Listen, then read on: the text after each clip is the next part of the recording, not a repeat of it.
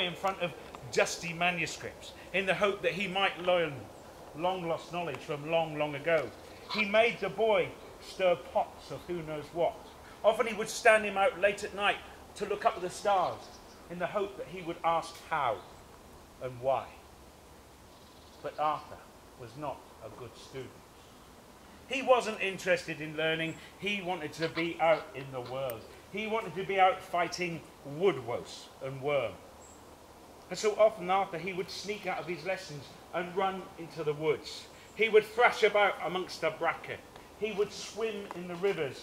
He would climb the trees. He would hang from the turning, twisting bark, the boughs even, of the tree.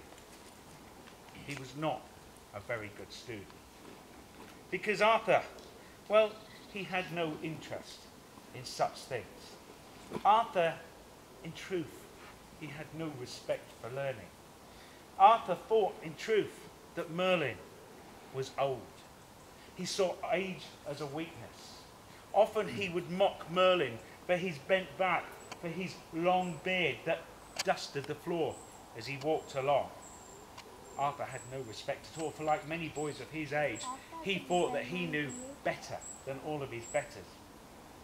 But it was not enough for Arthur to know better than his betters. He wanted to show them that he knew better, especially Merlin. He tried to show him how wise and clever he was, that he was better than Merlin. But he never could. But then one day he had his chance.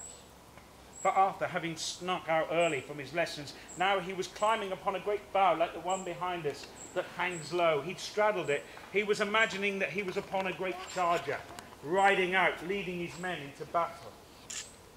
But to his surprise, a butterfly flew down and landed on the trunk in front of him. And now Arthur saw his chance.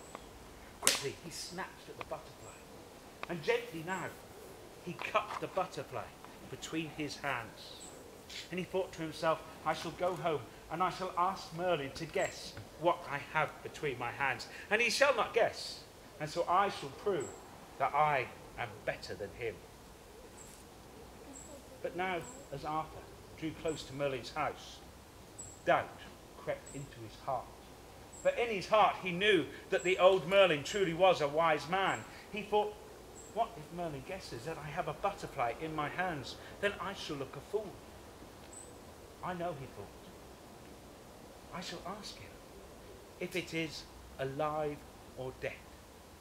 If he says it's dead, I shall open my hands and let the butterfly fly free. But if Merlin says that it is alive, I shall crush it between my palms. Either way, I shall be right. Merlin shall be wrong, and all will be well in my way.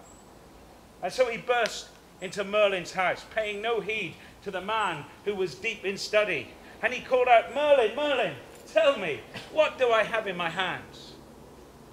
And without looking up, Merlin said, why, Arthur, you have a butterfly in your hand. Well, the boy was shocked, surprised, but not downcast. And now he said, yes, but tell me this, Merlin. Is it dead or is it alive? And now the old man looked up from his papers, stroking his long wispy beard.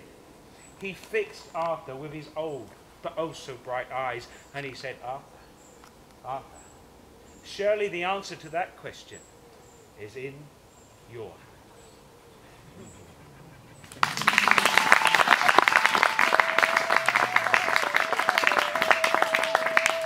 A little bit of wisdom for you there. But now we're going to move on